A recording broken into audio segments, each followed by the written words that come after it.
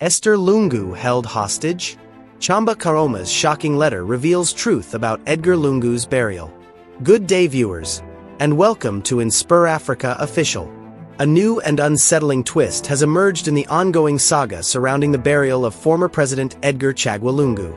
Prominent writer and activist Chomba Kaoma has penned an explosive open letter, claiming that former First Lady Esther Lungu may be a hostage to political interests. His words have shocked the nation and sparked fierce debate online. Is Esther Lungu really being manipulated by unseen forces? Or is this letter a political move meant to expose a deeper struggle for control over Lungu's legacy? Tonight, we break down the facts, the hidden meanings, and what this shocking message could mean for Zambia's fragile political balance. This is not the first time Chomba Kaoma has spoken out against silence and manipulation in Zambian politics. But this time, his words strike at the very heart of a grieving family and a divided nation. In his letter, Kaoma pleads with Esther Lungu to find her voice and resist those who may be using her pain to fuel political agendas. The timing is crucial. Zambia is already tense over the delayed burial of the former president, and questions about who controls the narrative have only intensified. So, what exactly did Kaoma say? And what truth might be hidden between his words? Stay tuned as we unpack this emotional and politically charged exchange, and what it reveals about power, loyalty, and the fight for Edgar Lungu's final resting place. A shocking revelation has rocked Zambia's political scene. Writer and activist Chomba Kaoma has written a powerful letter to former First Lady Esther Lungu, warning that she may be held hostage by political interests amid the ongoing Edgar Lungu burial standoff. Don't forget to subscribe, like, and share to stay informed on all the latest developments in Zambia and across Africa. Watch till the end. The revelation came to light on October 25, 2025, when Chomba Kaoma, who identifies himself as a son of the late President Edgar Lungu, published an open letter addressed to former First Lady Esther Lungu. The letter was circulated widely on Zambian social media platforms and later picked up by the Zambian Observer and other news outlets. To understand the gravity of this moment, we must first establish the context. Edgar Lungu, Zambia's 6th Republican president, passed away on June 5, 2025, in Pretoria, South Africa, where he had gone to seek medical attention. His death triggered an unprecedented burial impasse that has now stretched into its 5th month. The dispute centers on where and how the former president should be buried. The Zambian government, led by President Hakainde Hichilema, Lungu's longtime political rival who defeated him in the 2021 elections, has insisted that as a former head of state, Edgar Lungu deserves a state funeral with full honors at Embassy Park in Lusaka, following established protocols. The Lungu family, however, through their spokesperson Makebi Zulu, a presidential aspirant and lawyer who has not left South Africa since the former president's death, has refused to repatriate the body under one specific condition. President Hichilema must not attend the funeral. According to Zulu, this was Edgar Lungu's explicit wish, and the family would only agree to return the body if Hichilema publicly delegated the vice president to preside over the proceedings instead. On June 20, 2025, the family announced they would proceed with burial in South Africa.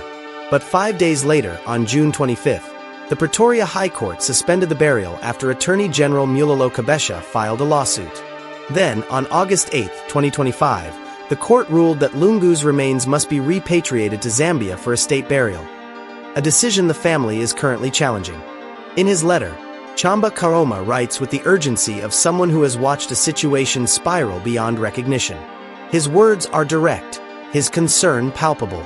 I have a ask. I would love to know the agreement between Makebi and the family in terms of his benefit from the role of family spokesperson. Is it on pro bono basis, or there is an agreement attached to his services? This opening question immediately establishes Kaoma's primary concern. What is Makebi Zulu's real stake in this prolonged burial standoff? Is he acting purely out of respect for Edgar Lungu's memory, or is there a financial or political arrangement that binds him to this role? But Kaoma doesn't stop there. He continues. I am concerned because the gentleman has not left South Africa since the late passed on as a son to the late. I am deeply concerned with the happenings in South Africa. I have tried to avoid this topic, but it's too much. There's something revealing in this statement. The admission that Kaoma has tried to avoid this topic suggests he has been wrestling with these concerns privately, perhaps for weeks or months, before finally deciding that the situation has become too much to ignore. Then comes the most explosive portion of the letter, the suggestion that has given this story its headline. Could it be okay to assume that maybe the First Lady is being held hostage for some services being offered by some individuals around her in exchange for her endorsement, because her being the only person present at the death of ECL, she is the only one who might know what my father's wishes were? Read that again. Held hostage for some services being offered. The implication is staggering. Kaoma is suggesting that Esther Lungu, as the sole witness to Edgar Lungu's final moments, and therefore the only person who can truly verify what his wishes were, may be under pressure, or perhaps obligation, to endorse a narrative that serves the interests of those providing services to her in South Africa. What services? Who is providing them? And at what cost? These questions hang in the air, unanswered but deeply troubling. The letter doesn't provide all the answers, but it does something perhaps more important. It gives voice to doubts that others may have harbored silently. Public reaction has been mixed but intense. Some social media commentators have rallied to Kaoma's side, suggesting that his concerns reflect what many family members and close associates have been thinking but were afraid to say publicly. Others have dismissed his letter as an internal family dispute that should be handled privately, not in the public arena. What cannot be disputed is this. A member of the Lungu family has publicly questioned whether the former First Lady is truly acting of her own free will, or whether she has become a pawn in a larger political game. The implications of Chomba Kaoma's letter extend far beyond a single family's internal dynamics. This situation speaks to broader questions about power, influence, and the vulnerability of widows in African political contexts. First, let's consider the legal and ethical dimensions. Makebi Zulu has positioned himself as the family spokesperson, appearing on national and international media platforms, issuing ultimatums to the Zambian government, and even declaring his willingness to go to prison for the sake of a dignified burial. But who appointed him to this role? And more importantly, who can remove him? If Chomba Kaoma's concerns have merit, we must ask, what happens when a spokesperson's interests diverge from the interests of those they claim to represent? Makebi Zulu is not just any spokesperson. He is a presidential aspirant, someone with clear political ambitions for the 2026 elections. Critics have suggested that his continued presence in South Africa, beside Edgar Lungu's body, serves a dual purpose: honoring the late president while simultaneously building his own political brand and name recognition. One analyst we spoke to, who requested anonymity, put it this way: Makebi Zulu is essentially campaigning from a funeral house. Every media appearance, every dramatic statement about going to prison, every standoff with the government. These all serve to elevate his profile among the patriotic front base and position him as the defender of Edgar Lungu's legacy. The question is this what the family truly wants, or is this what Makebi Zulu needs? From a political perspective, the burial impasse has become a lightning rod for deeper tensions in Zambian society. The demand that President Hichilema stay away from the funeral is unprecedented in Zambian politics. Traditionally, regardless of political differences, sitting presidents have attended the funerals of their predecessors as a mark of national unity and respect for the office itself. To exclude a sitting president from such an occasion is to politicize death itself, to turn a moment that should unite the nation into yet another battlefield in Zambia's increasingly polarized political landscape. The government, for its part, has maintained a measured public stance, insisting that it wants to give Edgar Lungu the dignified burial he deserves while adhering to constitutional protocols. However, complications have emerged. The judge who ruled on the burial case in South Africa, Aubrey Ledwaba, has himself become embroiled in corruption allegations in a separate case. Allegations that former diplomat Emmanuel Mwamba has suggested may compromise the integrity of the Lungu burial ruling. Then there's the financial dimension. Keeping a body in a South African morgue for 4 months is not without cost. Who is paying for this? Who is covering Makebi Zulu's expenses during his extended stay? Who is funding the legal battles in South African courts? These questions matter because they speak to the question of dependency that Chomba Kaoma has raised. If Esther Lungu is relying on others for financial support during this difficult time, does that create a power dynamic that could influence her decisions or limit her autonomy? Perhaps most troubling is what this situation reveals about the treatment of widows in political contexts. Esther Lungu, by all accounts, is a private person who has maintained a low profile even during her years as First Lady. Since her husband's death, she has made few public statements. Instead, others speak on her behalf. This raises a fundamental question. Is silence consent? Or is silence sometimes a sign of something else? Confusion, pressure, isolation, or even fear. Cultural norms in many African societies place widows in vulnerable positions after their husbands' deaths.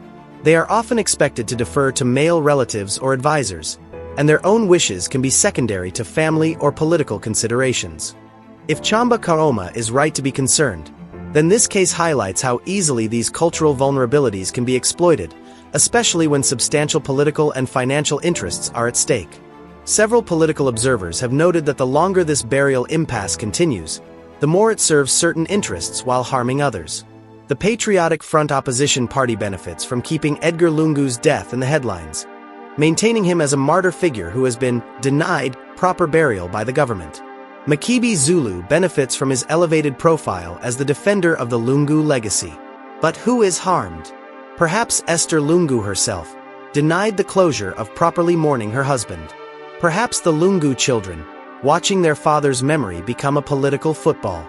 Perhaps the Zambian people, who deserve to see their leaders, past and present, treated with dignity rather than used as props in ongoing political battles.